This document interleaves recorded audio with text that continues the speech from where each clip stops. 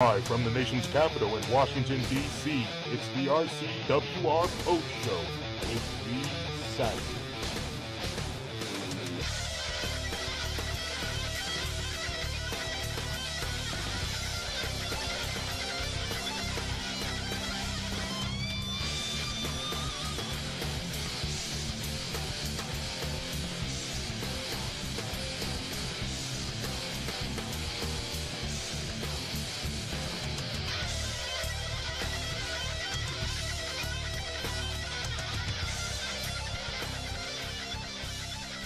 All right, everybody, how's it going? Coming to you live from the nation's capital in Washington, D.C.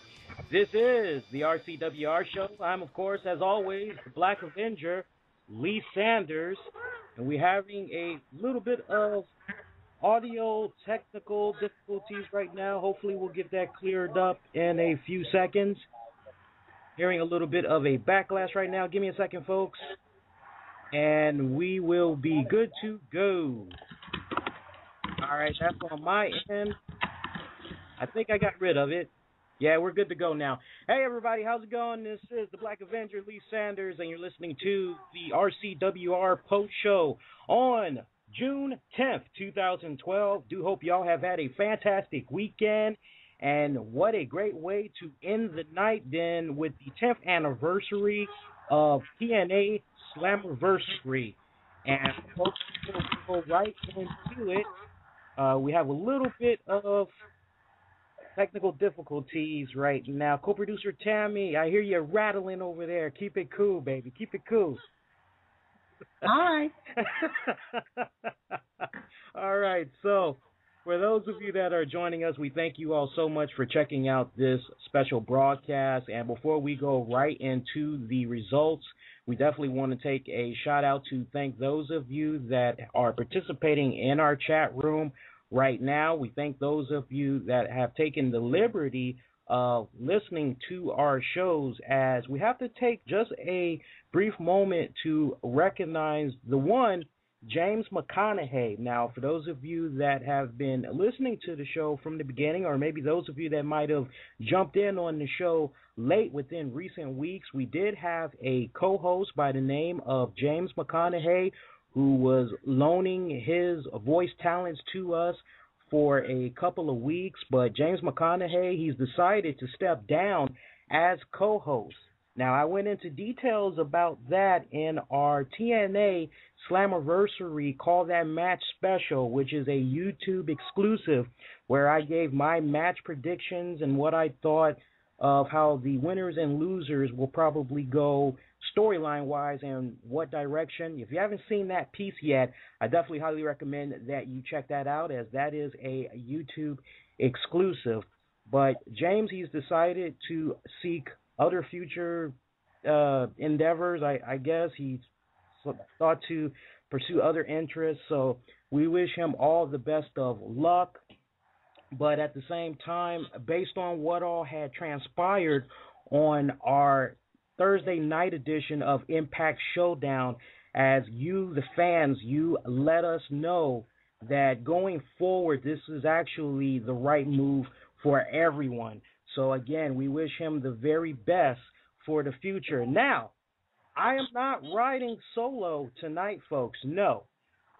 Co-producer Tammy, she heard what had went down, and she knew that I was in a bit of a bind, as this all had just happened going into the weekend. And she said, look, you really can't do this as a one-man job, at least not with this pay-per-view event. Let me go on ahead and let me give you a little help. So she normally works behind the scenes, watching our switchboard and paying attention to our Twitter feed, and also seeing the activity that's happening in the chat room. But she's going to be doing all that tonight, and also will be stepping in front of the mic to loan us her views on what she thought about TNA Impact. So, co-producer Tammy, let the fans hear you. Mm-hmm. Well, now, thank you very much. And I guess those TNA fans have their say. You cleaned house. Yeah, yes, I did clean house. I heard quite a bit of feedback from this past Thursday, and that's all I have to say about that. And folks, the cool thing about co-producer Tammy that you all are gonna love, as she is not just only a WWE fan, she's also a TNA fan, and she's been paying attention to the product for the past 2+ years. So there isn't an episode of Impact Wrestling that goes by that she misses, because she never misses it. She either watches it when it comes on initially, or she's catching it on her DVR. So she can definitely tell you with the most sincerity what she thought of the episodes and what she thought of the pay-per-view. So for those of you that like that unbiased opinion, or the opinion of those that just want to continue to bash on a particular product every single week, you're not going to find that in co-producer Tammy. I just thought I'd let you all know that. So for those of you that are not aware, that may not heard the news, coming up on the Tuesday night edition of the RCWR show, which will be airing on June 12th, we're going to have the one and only Joey Ryan coming by, and we're going to have him in the hot seat, folks. We're going to ask him what all have really went down with the TNA gut check. We're going to ask him his true feelings on the TNA promotion. It's really going to be a very interesting interview, so you definitely want to go on ahead and you want to check that out, as it's going to be a really great interview that's going to be happening this Tuesday night live at 11 p.m. Eastern. So mark it down. Be there. So without any further ado, let's go on ahead and let's talk about this Slammiversary pay-per-view. And Tammy, I can't believe I'm saying this, but it's already been 10 years since TNA has been in business. Can you believe that? No, I certainly can. It certainly has gone by too quickly for me. I'm hoping the next 10 years is just as good, because tonight was certainly an awesome pay-per-view.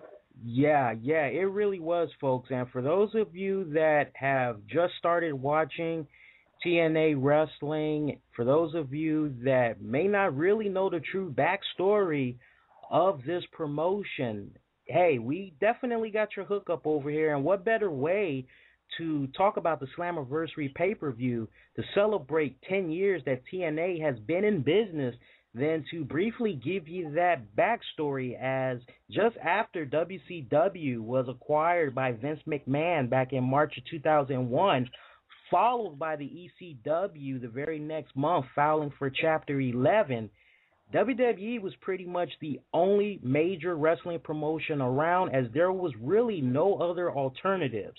Now, the Jarretts, father-son, Jeff Jarrett, Jerry Jarrett, they both sat up with friend Bob Ryder.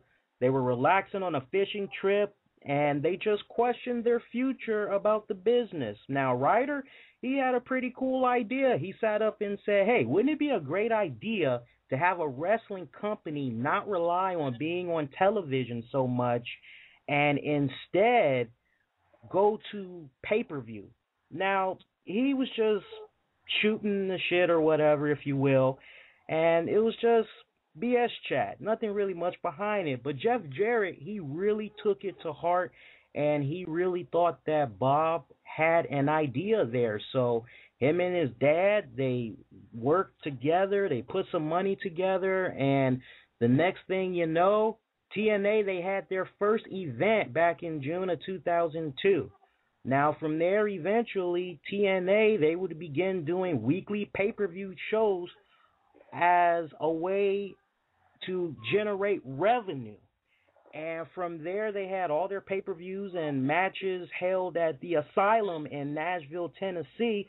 But it would be after 27 months, 111 pay-per-views, did the company feel that they had a strong enough of a fan base to try to go on ahead and pursue doing a weekly television show and monthly 3-hour pay-per-views. Now, this is where it got a little tricky, folks, because Jeff Jarrett, his financial backing partner at the time, had decided that he wanted to back out and pursue other things. And as a result of that, Jeff Jarrett was in a really bad position. He needed to find a business partner as soon as humanly possible. enter Dixie Carter, folks. And Dixie Carter would come in and she would go to her parents and she would say, hey, look, there's this really cool promotion. I have a lot of faith in it. I think that it's definitely on to something. I think we can take it to where it needs to go. So, in a sense, Dixie Carter went to her parents and basically asked them to help her back this company.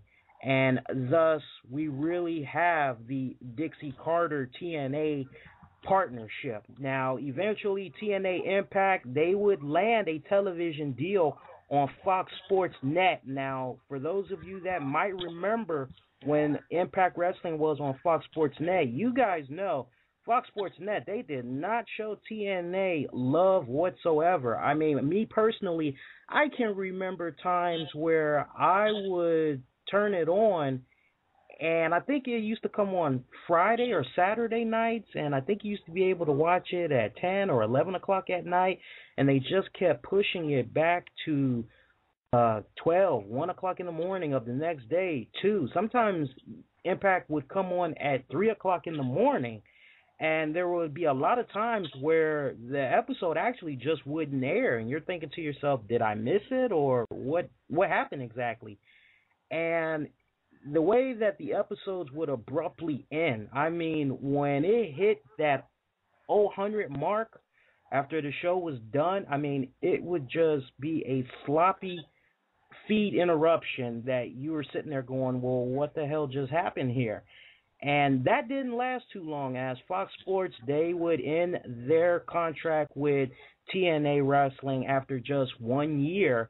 And from there, Impact would air episodes exclusively on their website while they were trying to find a new home. And who would have thought, folks, that TNA would end up landing on Spike TV, as WWE, they had made a home there while it was still called the TNN Network. And they decided that they were going to go back to the USA Network. So they let their contract with TNN/Spike TV drop, but Spike TV, they still had interest, great interest at that, in professional wrestling. And TNA Wrestling, they came along, and boom.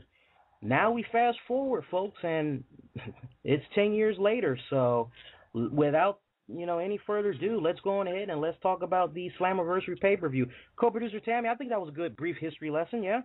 I agree. Yeah. Certainly much more than I knew about. Yeah, I think when you really hear that backstory, you can appreciate the company more, because especially those that are in the indie promotion, that are promoters themselves and they have their own businesses, they can definitely appreciate the story of this company and its hardship that it would go through initially. So really great story there. Not really a story that you hear about that often, so I really hope that y'all appreciated that story.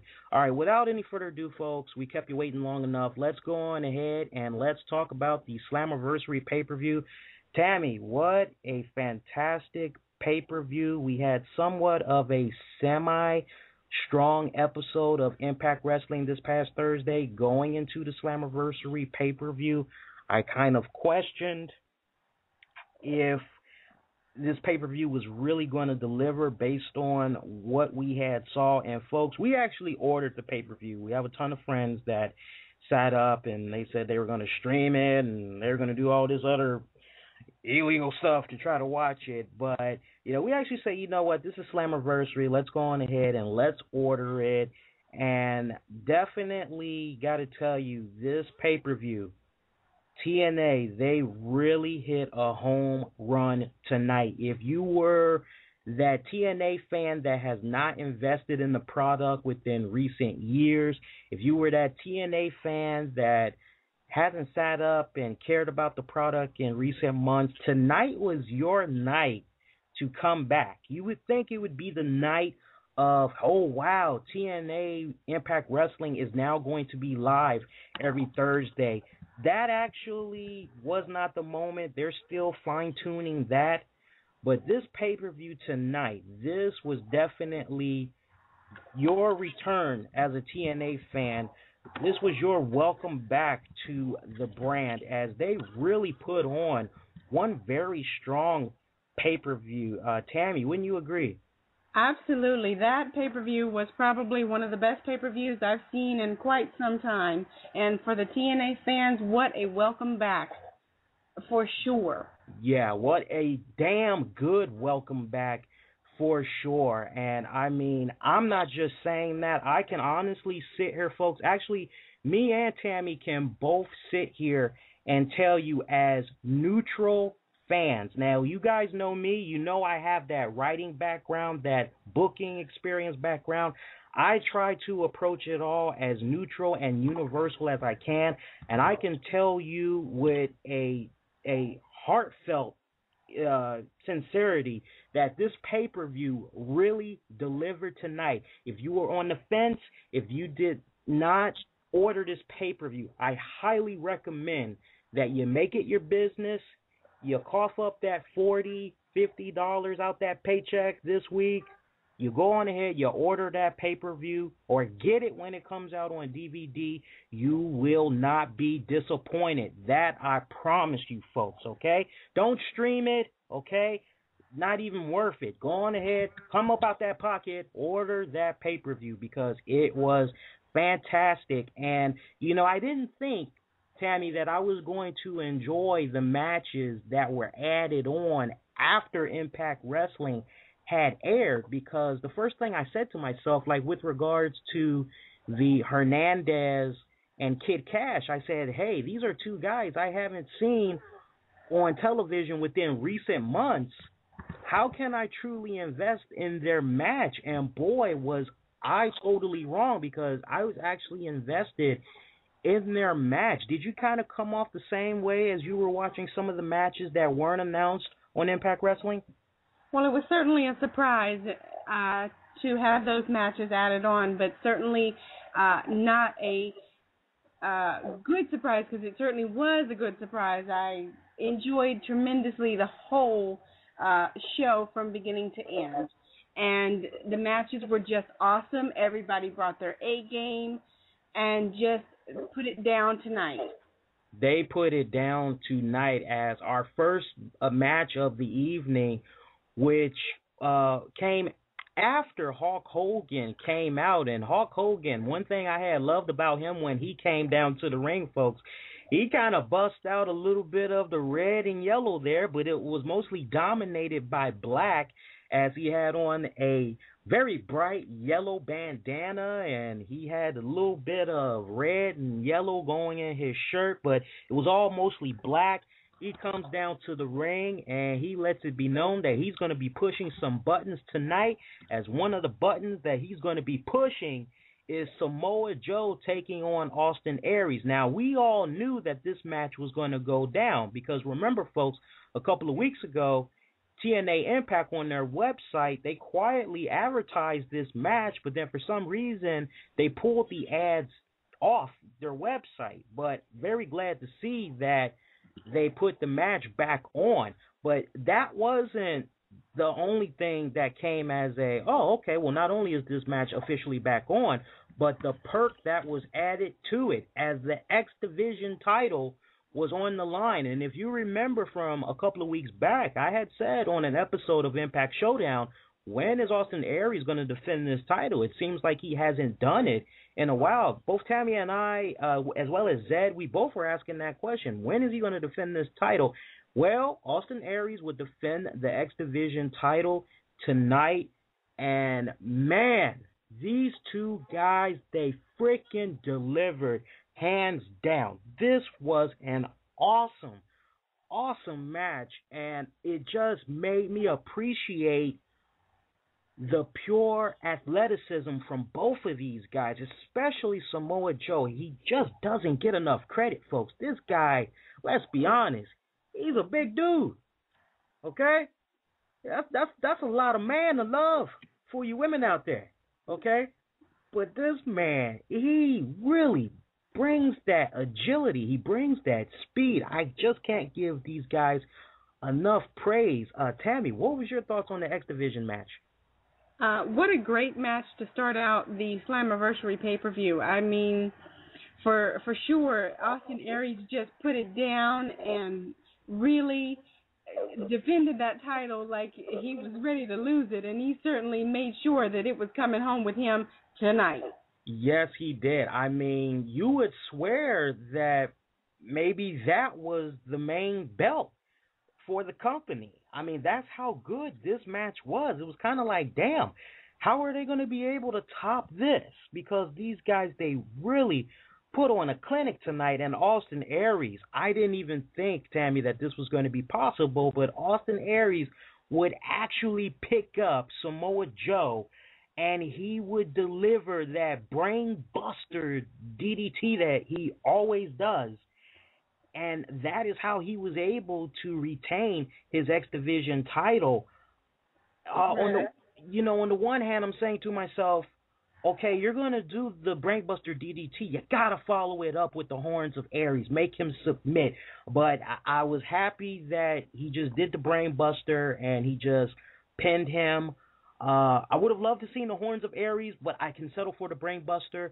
I just love seeing that combination that he does.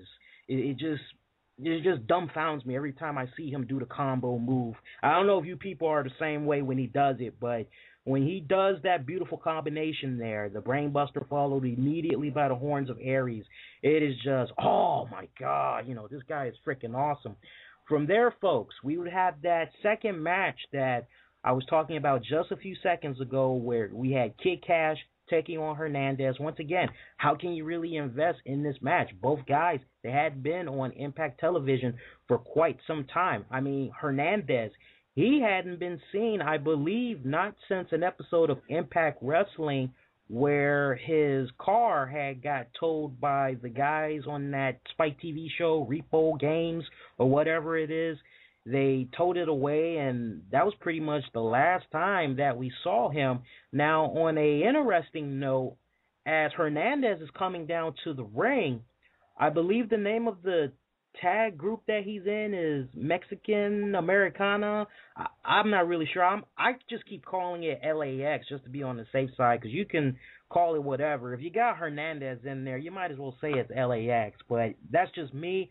But I noticed that the commentators, they said that he is one half of the, that respected group. So I'm thinking to myself, well, wait a minute, who could possibly be Hernandez's tag partner? Because TNA said that they released Arcadia. So what's going on with that? But that's for another time, another episode. Hey, maybe we'll find out on this coming Thursday night's live episode of Impact Wrestling. But in the meantime, we had Kid Kash taking on Hernandez. Fantastic match. I was very impressed with what I saw from these two guys, and I called it on the Call That Match special for the Slammiversary pay-per-view. I said that this match, despite the fact that these two guys were just randomly being put together, it was definitely going to be a physical match. There was going to be a lot of intensity. I definitely was not disappointed in this match. Tammy, how did you like the Kid Kash versus Hernandez? Well, I've heard a couple people say that you can certainly build a team around him. So it was actually a really good match. I enjoyed it very much. Yeah, it was really fantastic, folks. Can't really stress it enough. Hernandez would actually pick up the win in this contest, which actually shocked me even more, because I'm saying to myself, well, but after seeing Hernandez get the win, I'm saying, might this be a sign that good things are going to come for Hernandez, as at one point he was being considered for a serious push, but things just didn't happen that way, as Hernandez just quietly went back down to low card status. This was definitely a very good win for Hernandez. My only thing is, I hope that both men are back on a regular basis, because I love seeing these two guys. They definitely bring it every single time they're in the ring, whether it is in singles competition or whether it's in tag competition. Both of these two men, they always bring it. I especially love Kid Kash. I have been a fan of his for many years now. I usually follow him in his career, wherever he may go, whether it's WWE or the independent scene. He's one of my favorites. I love him tremendously. So really hope that these two guys are back. But for that second match, Hernandez would pick up the win. From there, folks, we would see moment number 3 in TNA wrestling, as all week there has been that countdown of the 10 greatest moments in TNA to celebrate the 10th anniversary of the Slammiversary pay-per-view. And we go back to June 19th of 2002. Now, for you hardcore TNA fans, you may remember that date perfectly, as it was AJ Styles taking on the great Jerry Lynn for the X Division title. That's right. This is the match where it was going to be determined who would be the first ever X Division champion, and that would be AJ Styles. So that was your moment number 3 in TNA wrestling. So a really great moment there. And from there, we would see our third match of the evening, which would see the television champion Devon teaming up with Garett Bischoff to take on Robbie E and Robbie T. And Tammy, the thing that was really jumping out at me the most as I was watching this match, and hopefully my girlfriend isn't listening to this, but the thing that really jumped out at me was the ravishing outfit that Madison Rayne was wearing tonight, as the one song that came into my head while I'm seeing her at the top of the ramp, Lady in Red. Wow, well, I really hope your girlfriend isn't listening, but yeah, I think she looked pretty hot in her outfit, and certainly was a really good match, as most of all the matches were that night, and really put it down. It was a fantastic match. I mean, just seeing Madison Rayne, and I've been saying it for weeks, folks. Like, I said it a long time ago. I say, you know what? I am really thinking that Madison Rayne is either eyeballing one of the Robbies or she's eyeballing Garett. So I said that back when they had this Battle Royal thing that they were doing, where they were trying to figure out who was going to be one of the contenders to possibly face Robert Roode for the TNA title on Open Fight Night. And at the time, we just had all those guys in the ring while Madison Rayne was at the top of the stage area looking on. And you had about probably 15, 17 guys in there. And I automatically narrowed it down to both Robbies and Garett Bischoff off the break. So it's just a matter of time now before we really see who it is that she's been having the hots for. And Philip Broom, he brings up a good point. Maybe, just maybe now, Madison Rayne is eyeballing referee Brian Hebner, son of Earl Hebner. He might be on to something there. I mean, never know. That's something that we now really have to pay attention to is Madison Rayne always coming out during a Brian Hebner match? I mean, who knows, folks? But let's get back to the action, as with regards to that, Garett and Devon, they would pick up the win. And I know a lot of fans, Tammy, as I was paying attention to the Twitter feeds all throughout the night, and special shout-out to those of you that took the liberty of interacting with us at Infinity One Prod on Twitter. As the TNA fans on there, they were just really, really nice and just taking the time out to interact with us. Even those that were actually in attendance, they were sending us pictures, showing us how the stage had looked beforehand. It was just really awesome with that interaction. But as a lot of the fans would point out about this Devon and Garett Bischoff match, they say, Garett Bischoff, one guy actually said he is one lucky son of a bitch because he can't wrestle worth a damn, and he's getting this rub off from all these other wrestlers. I can understand why a guy like that would probably say something like that, Tammy, because it's one of those, oh man, you're living the fantastic dream of rubbing it off with those that you grew up watching. I guess you could kind of relate it to maybe always following one of your favorite rock bands, and now you have an opportunity to be their roadie, if you will, and it's like a dream come true because you experience everything that they're experiencing. I agree with that. It really looked like Devon was carrying him for sure, and it looked like he was that roadie. Yeah, I mean, he's, don't get me wrong, folks. He has a ton of potential. I just want to continue to see him be in this type of role that he's in right now, where he's getting that rub off because it's smart, because he's just not quite ready yet. Does he have potential? Yes. If he's really serious about it, if he really wants to take this all the way, then hey, as The Rock would say, he's got to bring it. That, no doubt, he's got to bring it. So it's really nice that he's been getting this rub off from all these other people. So I can only hope that Garett Bischoff continues to have a very successful career. But I mean, so far, hey, he's continuing to get that rub off from other wrestlers. I'm all fine for that, as long as they don't sit up and prematurely make him a television champion or X Division champion. Hey, I'm all for how they're utilizing him right now. It is fine in my book. I agree. Yeah.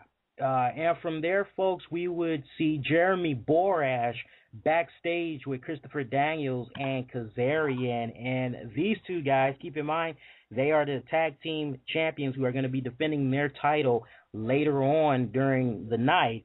They're telling Jeremy Borash that, hey, we have a lot to be celebrating, as well as, we've practically been in TNA since day one. We've been here for, I believe, Tammy, they said they were both there for 9 years. I believe so, Lee, that's what they said. Yeah, so, they're talking about how, they're going to be celebrating with their title wins over AJ Styles and Kurt Angle, and they're busting out a little bit of bubblies and talking about how they've participated in the first ever Asylum match, steel cage match for TNA, and they're just going through a brief list of everything that they've accomplished since they've been in the company. And for those guys that have sat up and said, Kazarian, Christopher Daniels, when you really hear their resume, you just really come off appreciating them even more because, yeah, both men, they may have not laid claim to the TNA World Heavyweight title, but in their own way, they have contributed significantly to TNA over the years, and they have created some great moments, more so Daniels as opposed to Kazarian. From there, folks, we would have our fourth match of the evening. It's our triple threat match, and you know what's at stake, as it's that number one contender spot. That's right. Whoever wins this triple threat match, they get to take on TNA World Heavyweight Champion on the next episode of Impact Wrestling. Whether it's Sting or Roode, doesn't matter. Whoever that TNA World Heavyweight Champion is on the next episode of Impact Wrestling Live, they're going to have to defend it against one of these men that wins the triple threat match. And that triple threat match saw Jeff Hardy taking on Mr. Anderson, taking on Rob Van Dam. And Tammy, I was really on my seats for this match. This one right here, man, it was just one of those, man, you just don't know who's going to win. That's true. It was certainly a back and forth match for the whole time. You really didn't know who was going to come out on top once the match ended. It was certainly something to see, and glad that Anderson ended up getting it. Yeah. I mean, and, I said it on the Call That Match special. I said, Jeff Hardy, he's had his time. He had his dance with Robert Roode. Rob Van Dam, it's definitely still fresh in TNA fans' minds of his feud with Robert Roode. It was definitely time for Mr. Anderson to get this, and rightfully so, because Mr. Anderson, since he's returned, he's been kind of floating around here and there. He hasn't really been doing too much of anything. So it was really nice to see him get this win. And I definitely feel that if they do this right, and by they, I mean the TNA creative folks, if they do this right, I think that not only can you have there be a scenario where Mr. Anderson, he may not be able to come away with the win on next week's Impact Wrestling, but if you do it right, you could possibly have your next program going into TNA's next pay-per-view, as he definitely has earned the right to work a program with the TNA champion, at least I feel. So Mr. Anderson, he definitely looked very impressive in this victory. Tammy, as I pointed out earlier, I said, damn, that Just for Men hair dye color really worked, because you notice all the other times when he was pushing the white hair, the blonde hair, he really wasn't doing too much of anything. But, man, he comes back with the dark brown hair, and all of a sudden, #winning. I guess Just for Men and the box of Wheaties this morning really did it. Seriously. So major props to Mr. Anderson for picking up the victory there. I'm definitely all for it. I can't wait to see what's going to happen. I think if they do this right, Mr. Anderson, he's definitely going to be cutting some pretty good, memorable promos. I mean, I already love him coming out doing the whole asshole thing, but, that's another story. And, folks, we haven't really touched on it yet, but the fans for this pay-per-view, Tammy, my God, I wasn't sure if this was a Miami crowd from WrestleMania or what. I mean, the crowd was just freaking fantastic. Yeah, they were certainly in it for the whole show as they chanted and raved and rant. I wasn't sure whether I was watching WrestleMania or Slammiversary. I know, you too, huh? Absolutely. I mean, it was ridiculous. And for those of you that may be wondering, okay, well, how was the attendance? For those of you that didn't watch it, my God, at least every single seat was filled up. Now, this arena down in Arlington, Texas, this arena is said to hold at least 7,000 people. And, folks, I'm not BSing you around. It looked as if they might have had a sellout arena. So we know that there were some fans that were sitting up, probably WWE marks, I'm not really sure, but they were probably sitting up and they were saying, TNA, Slammiversary, they aren't going to really sell that arena out. They probably are only going to get maybe 1,000 people that's going to show up to tonight's pay-per-view. Well, for you TNA fans that might have some of your little wrestling buddies that crap on the TNA product and they put that little joke out there, you make sure when you see them the next time around, you rub it in their face how TNA, Dixie Carter, they did one hell of a job, as that arena looked to have been sold out. And what a fantastic crowd. You know, Tammy, as we were getting ready to come on the air, it was actually one of the things that I had said to you during the pay-per-view, which was, man, I wish that they had this type of crowd on a weekly basis, because you could really feed off of them, because unfortunately sometimes you could have a really good episode of Impact Wrestling, but if the crowd isn't really feeling it, unfortunately you can feed off of that energy and it can kind of influence your overall take of the product. Oh, no doubt, Lee, for sure, that when the crowd is in it, it makes that episode or that pay-per-view so much better. It can make it or break it for you, to be honest with you. Yeah, it really can. I mean, and, I want to stay on Slammiversary, but I just can't help but mention something that Sting had said with regards to the Impact Wrestling Live episode that had came on, I believe it was the May 31st episode, which was their first live episode, that Sting commented on the ratings, and he talked about how it completely sucked, how they felt they put on a great match, but that the crowd just really came off feeling like, and Sting really wasn't liking that. And, tonight, crowd reaction, not a problem, folks. Not a problem at all. So with that in mind, let's definitely continue on with the next match on the card. I just thought I'd let you all know that off the break. We'll definitely be talking about the crowd more. But our fifth match of the night, we would see Crimson's open invitation, folks. And Crimson, as we saw on last week's episode of Impact Wrestling, after he defeated Austin Aries, then at the time, I believe he said, what was that, Tammy? He was 467. Yeah, he had 467 wins or something like that, and he was better than that Goldberg guy. And we had so many people that sat up and assumed that Goldberg was going to be showing up tonight to take on Crimson. Folks, I tried to tell you, I really did. I tried to tell you Goldberg was not going to show up. This was just a way to generate heat. I said it on the Call That Match special. I said don't expect Goldberg to show up.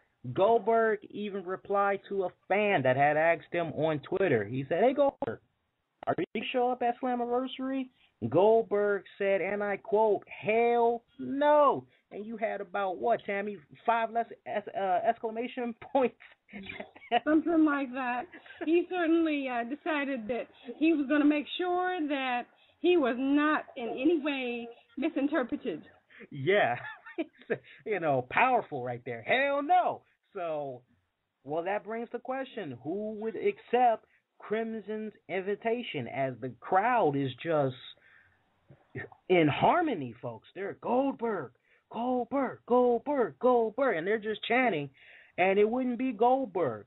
It would actually be a person that we have forgotten within recent weeks, as he has not been on TNA Wrestling.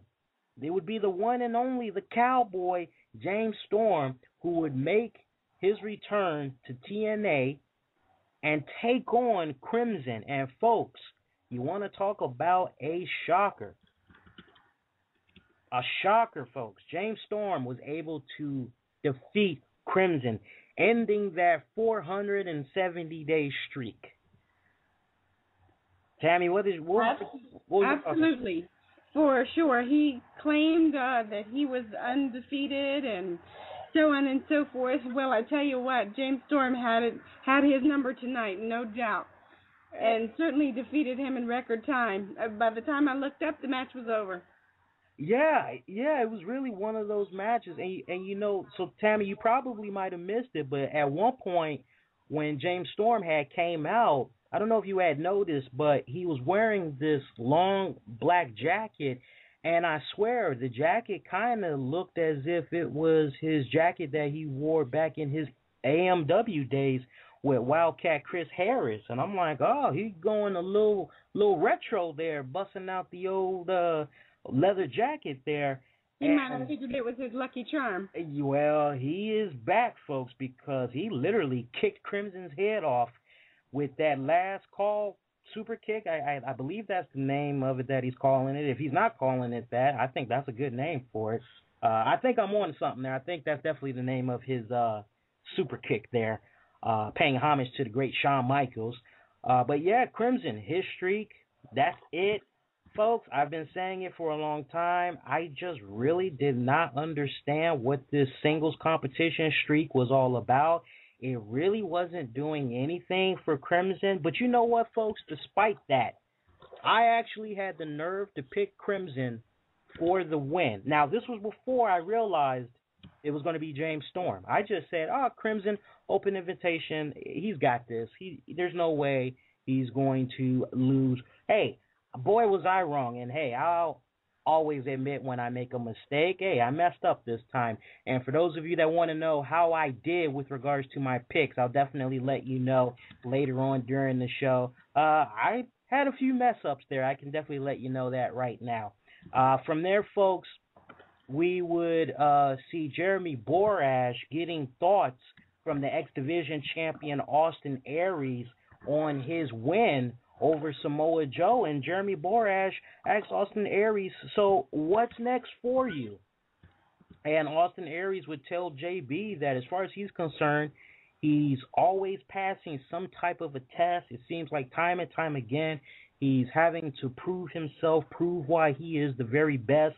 And at this point, there's nothing more that he wants to do than to be the man. He wants to be the one who sets the bar.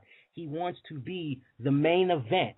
He wants to be the greatest man that ever lived. Now, without being any more blunt, folks, you know what Austin Aries' intentions are going forward, and that is to become the TNA World Heavyweight Champion. And I have been behind this man since day one that he debuted in the company. I saw something in him way back then. I say, you know what? If they do this man right, he can definitely be their TNA World Champion. And it looks like now with that official statement being put out there, it looks like Austin Aries has just picked it up a notch.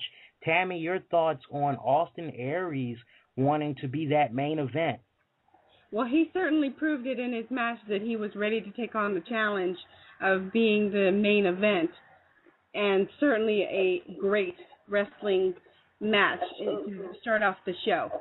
Yeah, seriously. You know, folks, if you haven't gotten behind Austin Aries yet, highly recommend that you do. You won't be disappointed. The man is just simply phenomenal every single time he steps in the ring.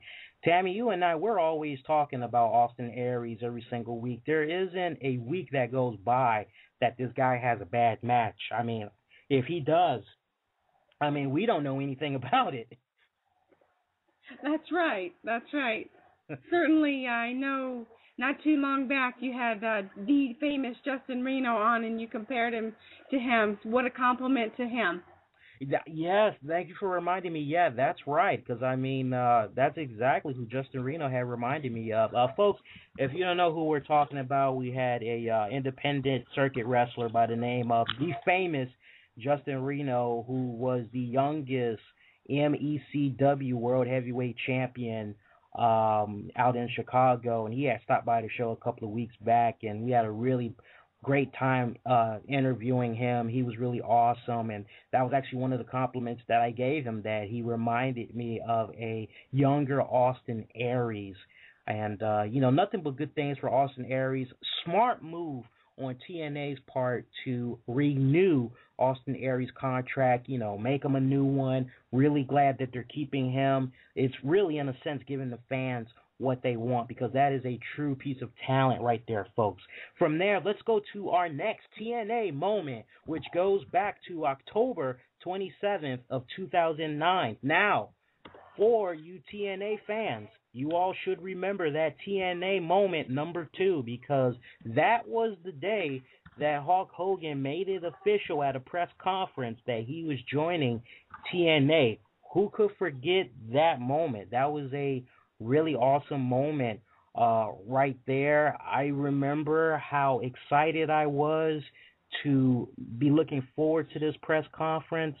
I remember I didn't pick up my phone. I didn't check my email. I was just sitting there, and I just wanted to watch this conference, and what a special moment that it was right there. And from there, folks, we would see the lovely Dixie Carter, TNA president, Dixie Carter, come to the arena, and the fans, you want to talk about great love, Tammy, the fans, they're chanting, thank you, Dixie. I mean, it was just really emotional, and you could really tell by looking at her face that she really was feeling the love that the fans were giving her.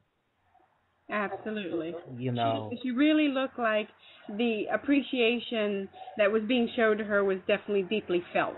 Yeah. And, you know, I do think it should have maybe been towards the end of the show, but what a nice break and takeaway at that point for the show.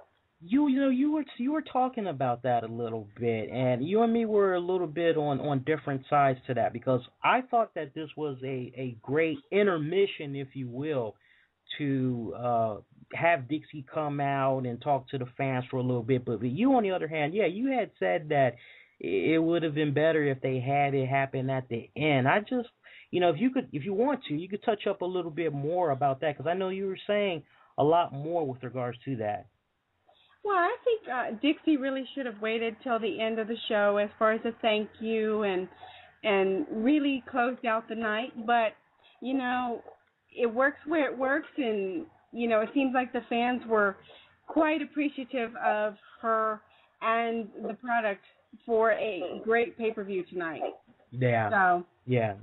Even though it was only midway, I mean, I see where you're coming from, Tammy. I definitely agree. It should have ended the night. That way they kind of could have really sold it more to the fans that, hey, this is really your moment. Thanks for this awesome special night. Thanks for making this all possible. Thanks for helping us, like, literally sell out the arena. I kind of see where you're coming from with that. I think that would have been a smart thing to do.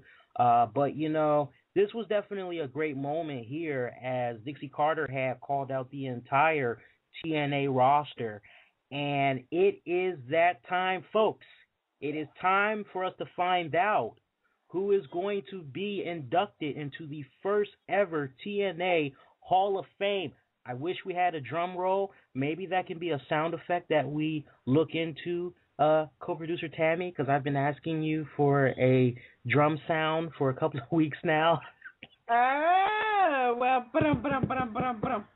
Oh, thank you. Oh, wow, I get the ghetto version. Okay, thank you. Anyway, the first inductee would be the Icon Sting, folks. Now, me, Tammy, Zed, we were watching the Twitter feeds when this had went down, and, man, it was almost 50-50, but at the end, it actually went 85-15. In favor of Sting, because a lot of people, they felt that Sting, he definitely deserved it. And Tammy, what a great piece that was shown on the Titantron, as we saw the video package of all the wrestlers talking about Sting and how he is just a phenomenal wrestler, how he's very inspiring, how he's always working with the younger guys, trying to elevate their game, teaching them what he knows, really being a true in-ring general, something that you really don't hear that often anymore with today's wrestling. A really emotional piece as they were getting ready to have Sting officially inducted. And I spoke on that 15% of the people that did not like seeing Sting get the induction. Now, I don't really want to go too much into it, because I think it would be a great discussion for the Tuesday night show. But, Tammy, let's just see where it goes. I mean, we had those fans that sat up and said, hey, it should have been the Garetts that should have received this honor, because there would not have been a TNA. TNA would not have lasted 10 years if really it hadn't been for the Garetts, as they were the brainchilds behind this. And folks, that is why I mentioned the origin of TNA and how it came to fruition at the very beginning of the show. Tammy, what are your thoughts with regards to Sting getting this honor? Well, I think it was a nice gesture, but I really do think it should have been Jeff Jarrett first, since apparently there would have been no TNA without him. Yeah. And to be perfectly honest with you, with the backstory that you guys gave us, it really bears understanding that it really was something not quite right, because it really should have been him first. Yeah, it really should have been. I mean, honestly, and I said it on the Call That Match special. I said, you know what? I'm going for it. I'm calling it right now. It's going to be Sting. Sting is going to get the induction. And I said it. Hey, you heard it here first. That's the route that I'm going. It's got to be Sting. And I knew it was going to be Sting, but there was also that part of me, folks, that kind of felt like, man, you got to somehow recognize the Garetts. We would hear Dixie Carter verbally acknowledge the Garetts before they went on ahead and they did the introduction piece for Sting. But there was that part of me in the back of my mind that was saying, man, it really should be the Garetts. And folks, we're definitely going to get more into that on the Tuesday night show. I really want it to be about Slammiversary, but man, I just, from a viewing standpoint, I just can't speak enough on, man, I wish the Garetts would have been here because their presence. And folks, for all those of you that didn't watch the pay-per-view, man, you know, Jeff Jarrett, Jerry Jarrett, they weren't even there. So one fan pointed it out on Twitter that for Sting to get this induction is a slap in the face to Jeff and Jerry Jarrett.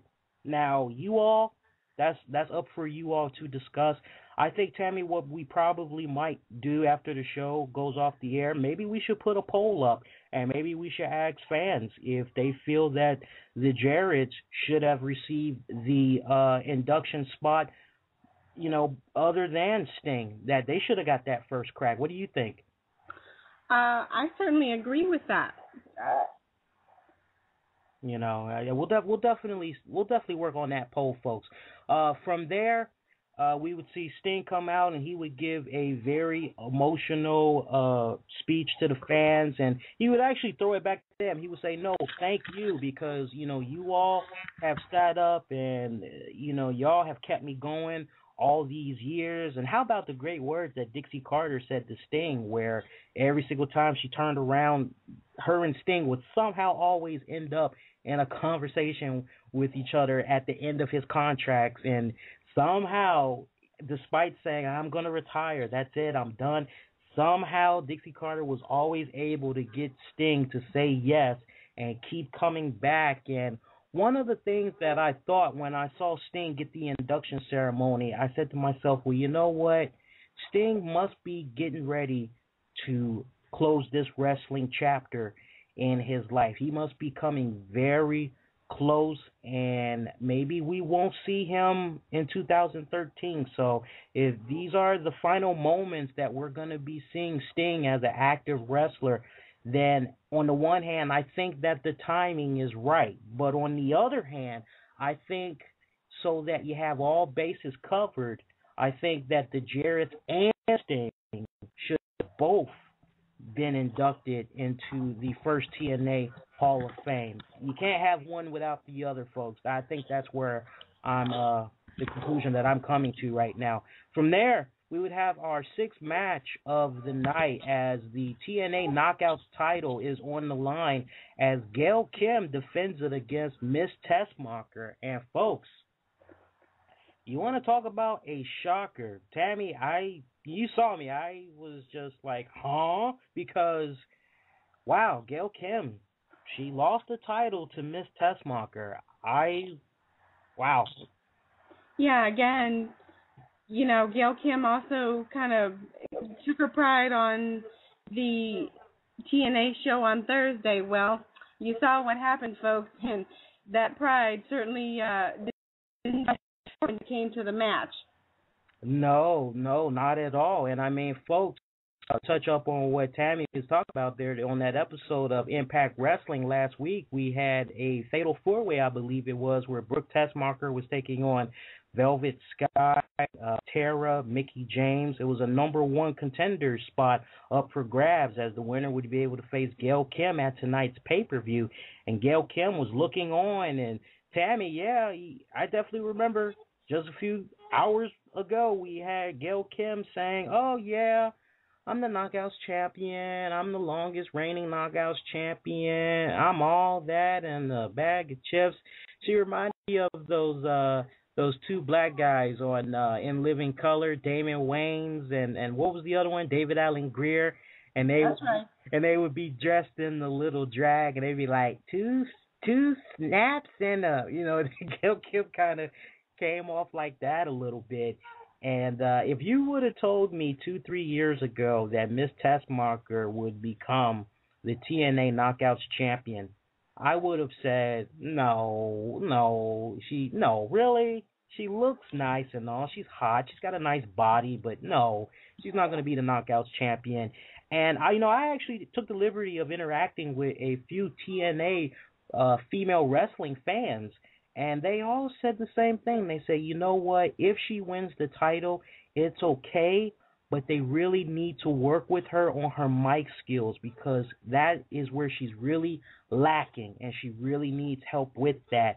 And, Tammy, you and me, we always usually bring up Miss TessMacher in the sense of, hey, she doesn't really talk, she just comes out, and she's getting these wins over the other knockouts, and usually she's getting these wins by a roll-up, and tonight, folks, was that case. No finisher. If she does have a finisher, I don't even know the name of it. All I see is her doing a roll-up. That's right, because when I looked up, one woman was going over the ropes and the other woman was on the thing, and I was wondering who actually won the match. I know. That's what kind of had me going, because I'm like, wait a minute, what did we just watch happen here? Give Miss TessMacher her props. She has come a long way in-ring ability-wise. I will admit, I have seen her work hard. I can tell when she's in the ring. She has been getting better every single time she steps into the ring. I'm glad that she's taking it more seriously, that she wants to be more than just a pretty face. But TNA Creative, they must really have high hopes for her. They must have faith in her that she'll be able to deliver as a Knockouts champion.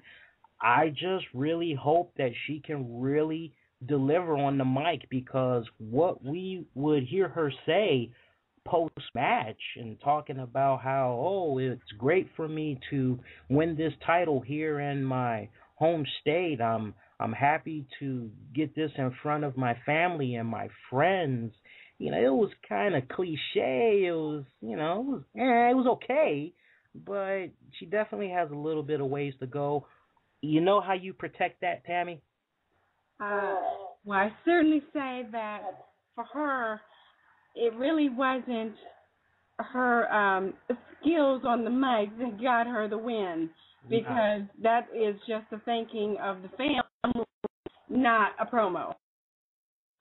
Yeah, very valid point. Very valid point. And they going forward with Miss TessMacher, they definitely need to now have her be working with heel knockouts. I think now is the time for them to really try to work on creating some heel knockouts, because, Tammy, you and I, we say this every single week. Okay, who's the heel here? Because the only heel that we're able to identify really is Gail Kim. There really aren't any, Madison Rain, I don't know what she's doing. She's, getting hot for a guy.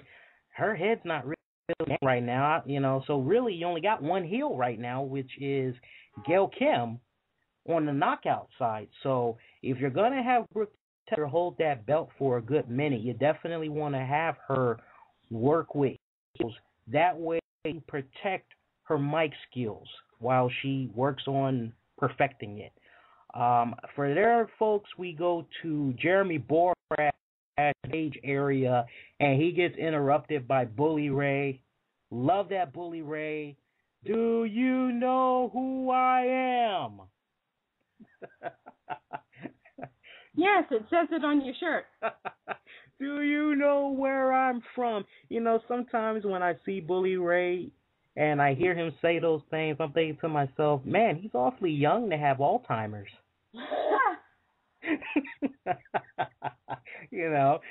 Damn, dude, you don't know your name? It's as big as day on your freaking shirt. Why don't you look at it once in a while? Seriously. And Bully Ray, he's just cutting one great promo as he's letting it be known that the contract that Joseph Park signed, hey, anything that goes down in their match tonight, hey, Bully Ray, he will be off the hook, because he can break Joseph's leg, he can break his arm, he can rip his eye out, and goes, because, hey, the contract that Joseph signed gives every single right to do whatever and not have repercussions. So Definitely a great backstage promo from Bully Ray there, who also sent a message to Abyss saying, hey, maybe he was wrong. Maybe he didn't leave Abyss for dead. But if Abyss does show up, he won't be wrong twice. And from there, we would see the Joseph Parks promo chronicling his arrival in TNA, trying to find out the whereabouts of his brother, Abyss. Stands yay tall. And really great video promo there, as it's time for our 7th match of the night. Bully Ray taking on Joseph Park. And man, this match, you knew that Abyss was going to pop up. The only question is, how were they going to play this out? Now, first off, let's talk about the match itself, which was very cool because the fans, they were just really letting Bully Ray have it. And, I have visited New York so many times. I have friends that are in New York, and shout out to those of you that are listening in the New York area, and also shout out to those of you that may be listening to this show from the D.C., Maryland, Virginia area, as we usually have our loyal listeners from those areas check this show out, wherever you may be listening to this episode. But definitely got to bring it back home to the New York crowd because, man, Texas, they showed no love for Bully Ray. They showed no love for New York as they were sitting up chanting, New York sucks! New York sucks! And I'm sitting up and I'm saying to myself, damn, how do you guys really feel? I think they just told you. Yeah, I guess so, I mean, it was brutal, man. The fans were letting Bully Ray have it. It was just really something. And the match itself, Joseph Parks, he's playing that frail, inexperienced young man that's in the wrestling ring. That is Bully Ray's ring.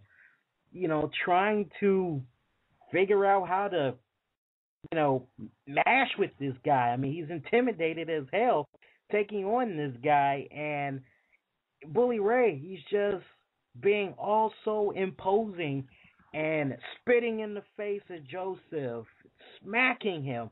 I mean, every single degrading thing you could think of that could happen to Joseph was happening in this match. But at some point, Joseph, he finally just started turning it on, and he finally started getting on the offense. And Tammy, you and I were talking about how this match had seemed to up a notch once weapons tables started getting involved. Absolutely. It's kind of funny when you see one and then you wonder, where's the other one? I know, yeah. Yeah. Oh, you're talking about Abyss. Absolutely. Yeah. Yep. One goes under the ring and the other one comes out. Yeah, they pulled a little twin magic there. I was kind of like, okay, they're taking a page out of the Bella twins. And folks, Tammy brings up a very valid point because that was really of this match is okay. Abyss, he's going to show up. A lot of people were under the impression Abyss was going to show up on the Titantron. No. What would actually happen is at one point during this match, Joseph Park would go under the ring. Now, Bully Ray, he sees Joseph Park go under the ring, and he's standing there. He's yelling at him to come up from under there. Now, coming from behind Bully Ray on the outside, we would see what looked to be a guy dressed as Abyss. We didn't see his face now. They didn't show us that, not the way they were doing the camera angles. We would see this guy who is dressed in Abyss's clothing, and he's just standing there waiting for Bully Ray to turn around, and there was a table already set up, and this Abyss character just choke slams him through the table, and he goes outside the ring, crawls under the table. From there, we see Joseph. He comes, and he goes in for the pin, and he gets the win. So once again, it seems where Bully Ray loses, and Tammy, I just can't help but wonder to myself, might it finally be time for Bully Ray to drop the whole bully in front of his name because he really just hasn't been delivering as of late when it comes to the pay-per-views. I think you're right, Lee. For some reason, that bully does need to be dropped from his name because there's certainly no bully there when you see him in the ring. No, I mean, he's always getting his ass beat. I mean, you talk a good game, but when it's time for you to back it up, you always get right. Maybe, you know, I don't know about That's bully. right. You got to deliver. You have to deliver. But, hey, Bully Ray is still very good at what he does, which is really working that crowd, really making you hate him, really making you want to see him get his ass beat. And if that means you're willing to pay that money for a pay-per-view to see him get his ass beat, then so be it. Bully Ray, he definitely makes his point. From there, we go to Jeremy Borash, who is interviewing the TNA champion Robert Roode. And Robert Roode points out how everybody wants to celebrate 10 years of TNA. They want to celebrate this new Hall of Fame. Well, really, they should be celebrating him because without the it professional wrestling, there will be no TNA wrestling because he's the best of the best. And he congratulates Sting in the process, but says at the same time he doesn't give a crap because the only thing that people are going to remember is him ending Sting's career and walking out as the TNA champion. From there, folks, we see another appearance by Hulk Hogan, who says, hey, we have another surprise for you all, and that surprise would be the one and only Sting. And, man, that was definitely a fantastic match. I'm sorry, not match, folks. I'm looking at the switchboard here, and I see we got some people that have been on hold for a good minute. Caller from the 269 area code, let us just quickly talk about Christian, and then we'll definitely take your call on the air. We definitely want to hear from you. But real quickly, Christian, people thought it wasn't going to be possible. People were questioning all weekend how was Christian going to play in this whole Slammiversary pay-per-view. What was his role going to be? Was he actually going to say something? And, you know, I called it over the weekend. I said, you know what?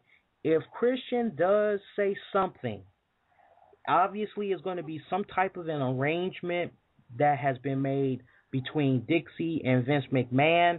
And, you know, I heard that there were some reports out there that, well, because Ric Flair had came to the Hall of Fame, that WWE, they made some type of a deal in exchange. One of their wrestlers was going to be going to TNA. The rumor was that Christian was part of the deal for Ric Flair coming to the Hall of Fame ceremony. So whether or not that's actually true, who knows? I would actually like to take it a step further, look at Christian coming to TNA as a possible sign that WWE, they're trying to see if they can get rid of this lawsuit that's coming at them from TNA. Folks, don't be surprised if within the next week or two of that lawsuit gets dropped, because Christian, you got to give Christian props, you got to give WWE props. They didn't have to do that.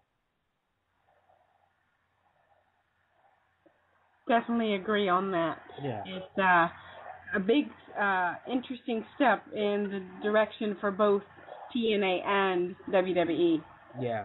And folks, you're really not missing anything there from Christian, because Christian, he basically came out and he said, hey, I see that the ring is now 4 corners. When I was last here, you know, there was 6 sides to this ring, and he presented the number 1 moment voted by TNA fans, and that number 1 moment would be Sting returning back in January of 2006 to face Jeff Jarrett. So who cannot forget that moment? But that was pretty much it for Christian, folks. Nothing more to it.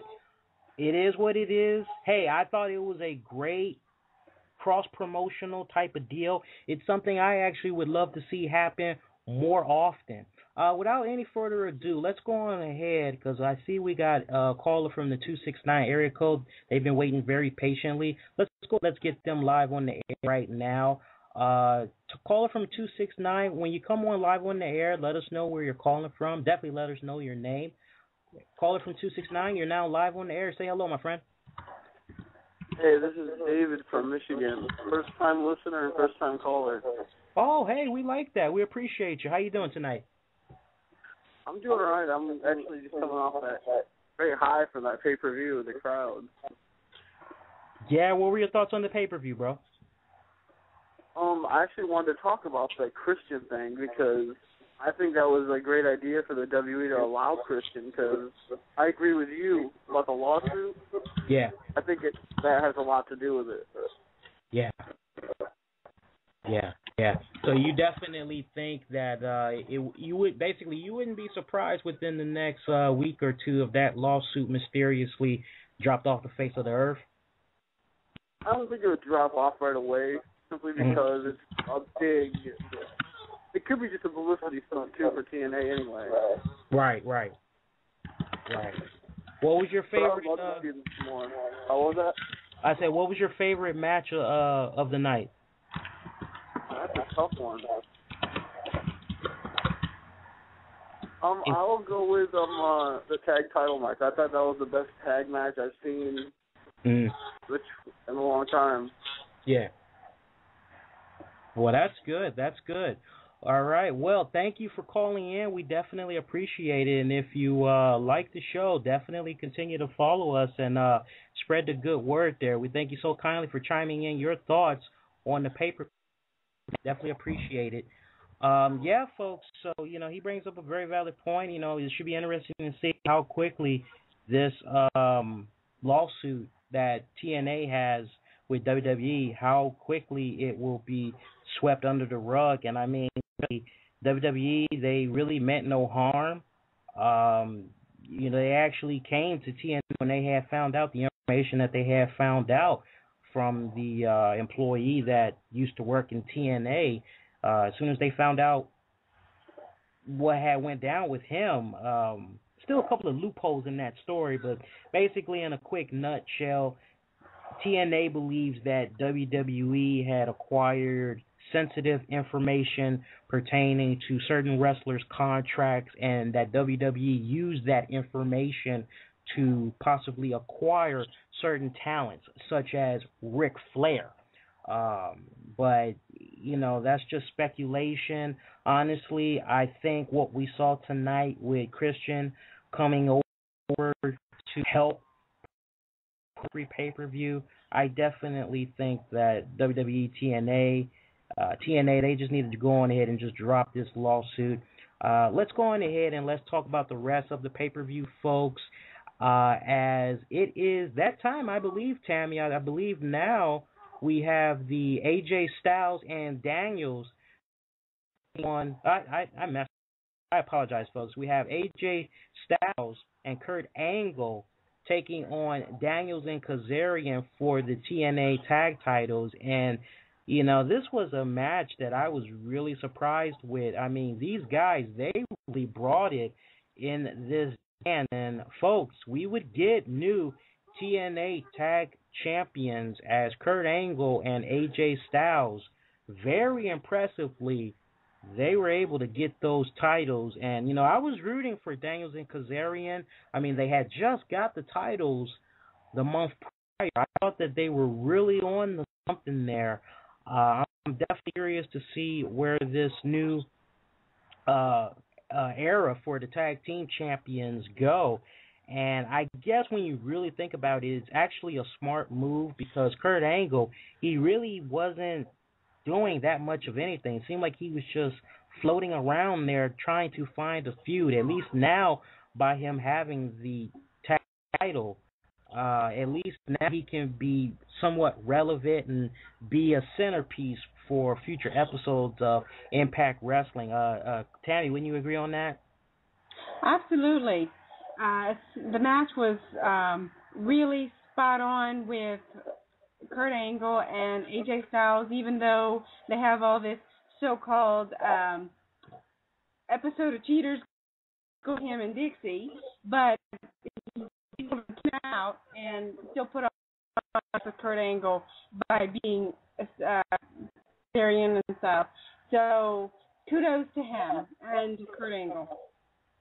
Yeah, definitely. It was a pretty good moment there. I don't know what's going on with the sound quality there. I apologize if some of you are hearing a little bit of interference. It's some new audio software that we're trying out. I don't think we're going to quite work with it again. It's either the audio software that we're operating with tonight, or it's possibly Tammy's computer, because she's not using her regular computer. She's using a computer. I think the audio sensitivity is just a bit loud. So for y'all that are hearing a little bit of interference, I think that's probably the reason why. As long as you're able to hear everything that we're saying, that's the most important thing, folks. And we got to wrap up the night talking about the TNA World Heavyweight title, as that was our main event, as Robert Roode defended his title against Sting. And folks, for those of you that have been paying attention to Impact Wrestling over the past 2 weeks, y'all saw Sting get the win over Roode cleanly for 2 consecutive weeks. This was definitely a no-brainer. It was just the way that the story was going to be told, and I loved how Robert Roode retained his title, as he took a big bob to the head of Sting to retain his title. But man, Sting was pissed, as he's just standing there with the blood dripping down his forehead post-match, and he's just looking at Roode like, oh, you dirty, you know what, I'm going to get you good. And Sting got him really good as the fight would go outside of the ring post-match, and he was just beating the living hell out of Robert Roode as the action would go over towards the ramp area by the stage area. And this is where I got a little bit distracted. Tammy, I don't know if you had saw what happened, but it looked to me as if Sting might have possibly did a DT to Robert Roode on the concrete floor. I'm not really sure, but, you know, I'm getting ready to do the show. Next thing I know, I'm looking up, and I see Robert Roode is just laid out on. So I'm assuming if Sting didn't do DDT, he did something to him, because Roode was just knocked out as Sting walks away from Roode like, yeah, you and me, we're definitely not done by a long shot, pal, as that would be the end of the TNA Slammiversary pay-per-view, folks. And it was definitely a fantastic pay-per-view from top to bottom. I would have to say that on a scale of 1 to 10, I would have to give this pay-per-view a 9 out of 10. It was definitely a really fantastic pay-per-view. Tammy, what would you give it? Hey everybody, this is Lee Sanders with the RCWR show, and if you're listening to this piece right now, you're probably noticing how perfect the audio quality sounds. You are probably saying, hey, I no longer hear any sound technical difficulties. Well, that's because we have switched up on the audio software now. So I listened to the episode just a few minutes ago. I played it back very quickly, and I wasn't too satisfied with the quality. It irritated me to the point where I contemplated doing the episode over again, but I said no, it wouldn't be a good idea, because overall the episode was good, and from a ton of the people that participated in the chat room, whether they were interacting or not, they were tuning into the episode, they liked what they heard, and we actually did receive a few comments from people in the chat room that were enjoying the episode. And for those of you that were listening to this episode live, you all know that our feed had got interrupted, and it's actually an error on my part because I did not have my laptop plugged in, and as a result of that, the battery just went completely dead. It's really jacked up too when you think about it, because this is a brand new computer. I haven't even had it for a year and a half yet, and I can probably only get roughly 2 hours, I believe, or rather an hour 15 minutes. That's actually the more realistic number. I can only get an hour and 15 minutes of battery juice from it. So I apologize to those of you that were listening to this episode live, as we had faded to black for about 5 minutes, I believe it was. And the show was actually almost done. As you heard just prior, I was asking co-producer Tammy for her review of the pay-per-view. As you all heard me, I gave the pay-per-view a 9 out of 10. I thought it was a fantastic pay-per-view. It was definitely one of those pay-per-views, and I can't stress it enough. I highly recommend that you check this out. Do not go with the illegal streaming. Do not go with the, oh, well, I'll just wait and see if I can bump a copy off of my friend. Go on ahead, come up out of that pocket.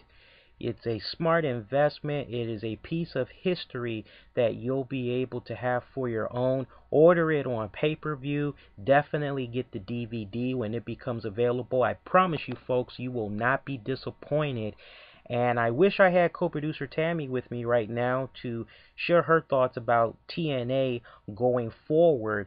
But let me just say this with regards to the pay-per-view that I saw tonight and give you my final say on the event, which is we can have a lot of great things to look forward to with TNA, because if there was any indication tonight from what we saw of the events that took place at this monumental pay-per-view, is that TNA has only really just begun to scratch the surface of its truest potential.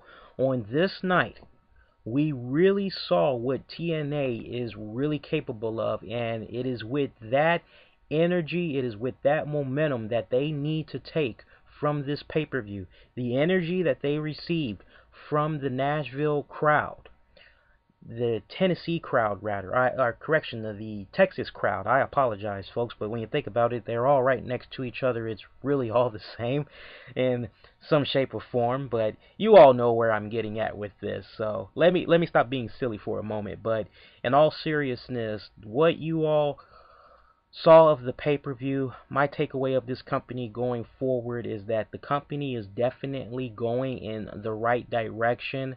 The wrestlers, they really stepped their game up big time tonight, and I was just very pleased with what all I saw from top to bottom.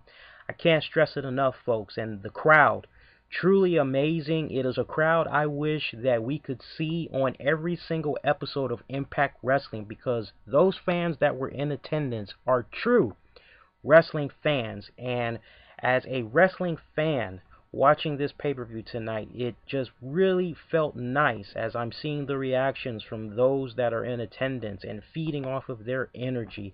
It felt as if I was just among friends. It came off as if I was amongst people who did not care if they were watching a wrestling promotion called TNA. They just wanted to see some really great wrestling action, and that is exactly what we received. Now, we have those that have been away from TNA for a long period of time, and they're just now coming back to the product. They are probably those type of fans who bash the product every single week, but they heard all this buzz that was going on, and they decided that they wanted to check out the pay-per-view themselves, and now they're a believer again. Well, for you all that have been watching this product since day one, you've seen the company's ups and downs, but you've continued to show your true dedication. You true TNA fans, and you know who you are, you all continue to represent the product, as on this night, TNA has proved that they are far from over, that they are definitely going to be around for another 10 years, I feel, and I'll go one better than that. I think 15 years from now, we're going to be sitting up and we are going to be talking about TNA being in business for 25 years. And folks, 15 years can come by just like that. Who'd have thought that it'd be 10 years now since TNA has been in business? I mean, really, when you think about it, they've had some really great moments, and they've come such a long way. From the backstory that I gave you all at the beginning of the show, you can really appreciate the dedication and the continued growth of this company. Some of us, we may question the rate that the growth of this company is happening. But the growth is there. It's happening. It may not be happening as fast as we want it to, but it is happening. They are doing a phenomenal job, I feel, listening to the fans. Let's just hope that that trend continues going forward, as there is just nothing but a lot of good signs for this company. And that's really going to do it, folks. That's all I really have to say about tonight's pay-per-view. Definitely join us this Tuesday night for the RCWR show, as last we checked, I have to check my emails now, but last we checked, we are going to have a very special guest, the one and only, you know who I'm talking about, Joey Ryan. He's going to be coming by the show, and we're going to be having him in the hot seat. He's going to be talking about his wrestling career.